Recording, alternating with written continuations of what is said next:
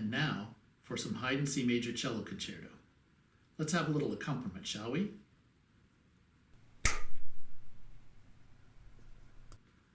What's up, Kartman? What's up? Feel like playing some Haydn today? Why not? Could I have a couple of measures of introduction? Okay, here goes.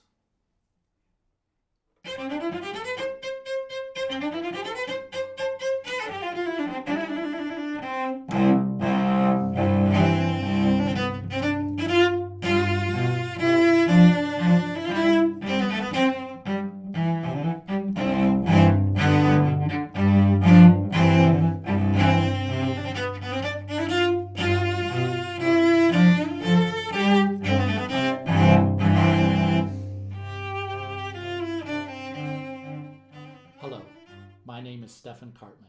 Welcome to my studio. If you've arrived at this video because you'd like to prepare for a lesson or performance of Haydn's C major Cello Concerto, you've come to the right place.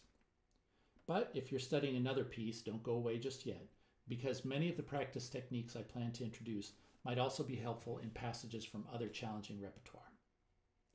Some of the suggestions I would like to make are taken from exercises in my book, An Artist's Guide to Cello Technique. If you don't have a copy, don't worry. I'll share the specific applications as they come up in this video. I designed the Artist's Guide as a daily technical regimen that my students and I use to keep our general technique at the ready. But as the title implies, the book wouldn't exist without practical application in our repertoire. So I'll be using some exercises directly from the book and some transcribed from the book and specifically applied to passages in the Haydn, as I do on a regular basis in lessons and in my own practice. I made the book for myself and my students, but I hope that it can be useful to all cellists. If you're interested, you can get a copy in print or PDF format from my website, cellokartman.com. That's cellokartman.com. I'm going to start with some of the passages that I've often heard played out of tune in lessons. The first thing almost everyone discovers in working on intonation is the value of practicing with a drone. I usually try to do this at first without rhythm. I also like to use more than one drone, choosing root and fifth of whatever chord or tonality is expressed in the passage. So here's our passage, starting in measure 36.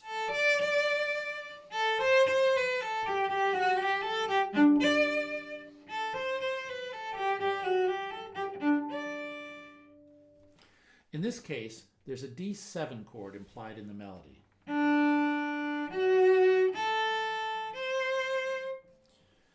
So that's a D, an F sharp, an A, and a C. That should match our melody.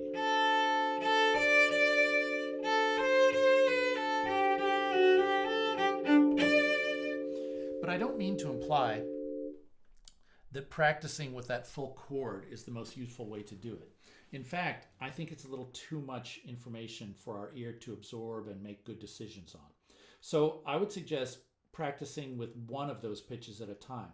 You'll get different information from each one of those pitches. So for instance, if I start with the root, that's the D.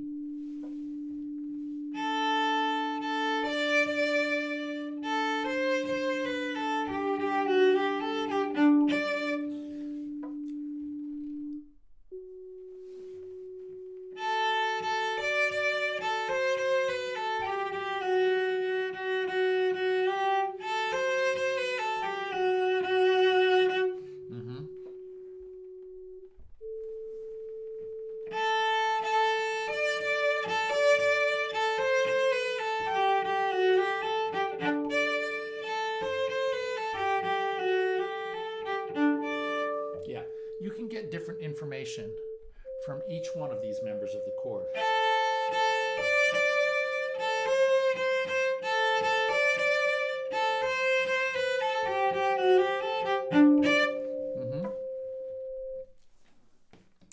So the reason why I like to use more than one pitch as my drone is that our ears pick up pitch discrepancies most easily in perfect intervals.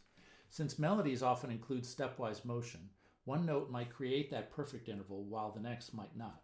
Using more than one pitch covers more of the bases. I also find that in working with drones, equipment matters.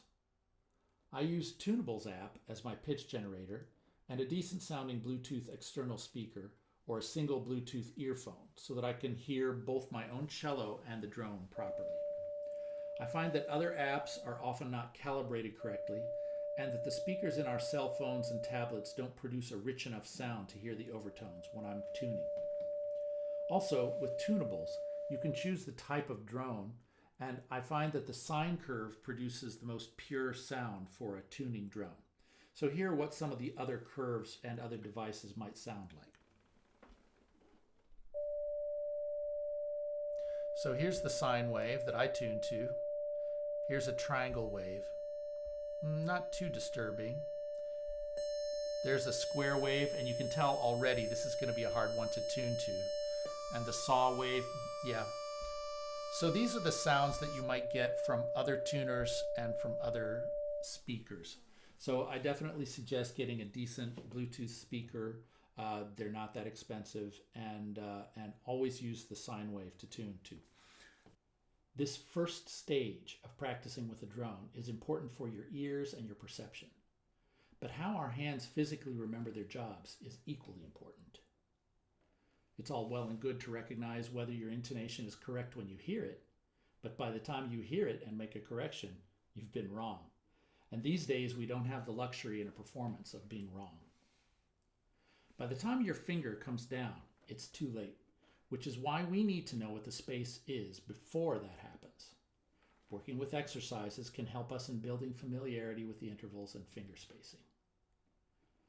Our next steps should be in understanding and planning to get those spaces correct in our mind before dropping our fingers on the string.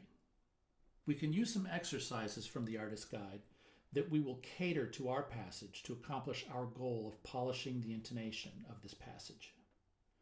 For those of you that already own the artist's guide, you'll recognize what we'll practice as excerpts and transcriptions from the more comprehensive full versions of the exercises in chapters 8 through 10. There's also a text version of what we'll be working on in chapter 3. For those of you that don't use the artist's guide as part of their daily technique regimen, I will include links to PDFs of what we'll be practicing in the comments section. For now, let's say that we've already begun to attune our ears to the intervals involved in performing the passage by using drones and listening carefully.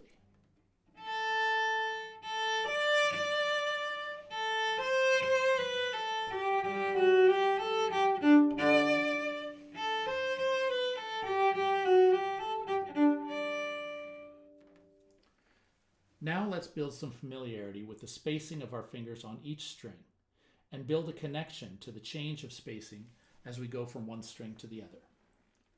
I believe some exercises built from Chapter 9, Chromatic Thumb Position exercise, will help. For those of you that already practice the Chromatic Thumb Position exercise every day, as I do, you'll recognize this next bit of practice. The chromatic exercise, as it exists in the artist's guide, goes after all the common diatonic combinations and some of the less common ones. If I play just the first measure of each line, you might hear which spacing would be right for this passage in the Haydn.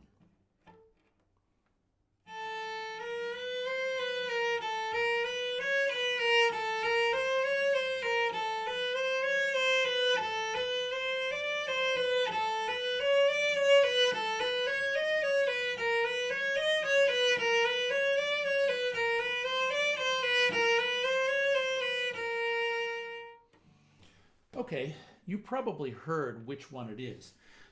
The one that we're looking for is the fifth set. And now that I know which one it is, I can drill it a bit by playing that whole line of the exercise.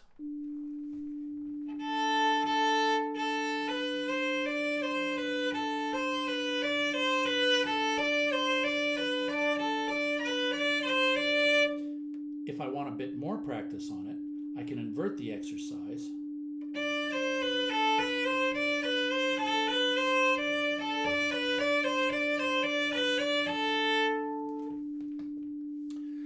Now that we know the spacing, we have to look to the spacing on the D string.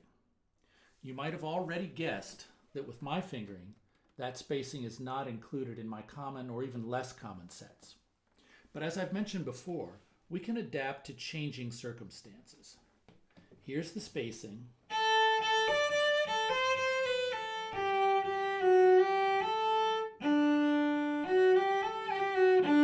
Again, this is not one of the spacings that's included in my chromatic thumb position exercise, but why not use the patterns from that exercise, that is to say the sequence of fingers from that exercise, now that we have this new spacing? We can still use our same drone, or we can use a different one.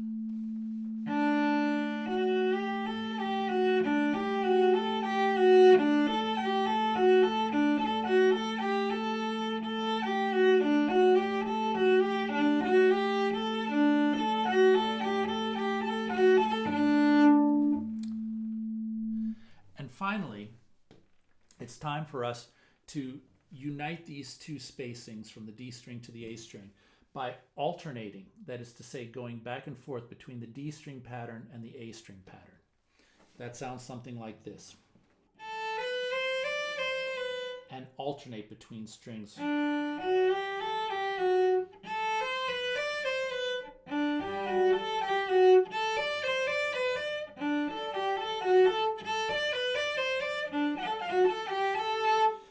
Get good at that by playing that with a drone, and with a few repetitions I think we'll start to feel comfortable with the whole passage. And of course, regular practice on all of the combinations in the chromatic thumb position exercise will generally improve all of your intonation and thumb position. After you work carefully to improve intonation in all of the combinations, playing through the recommended 3 rotations once a day will take you all of 3.5 minutes, and it'll make you feel very solid, even on first reading of most passages in thumb position.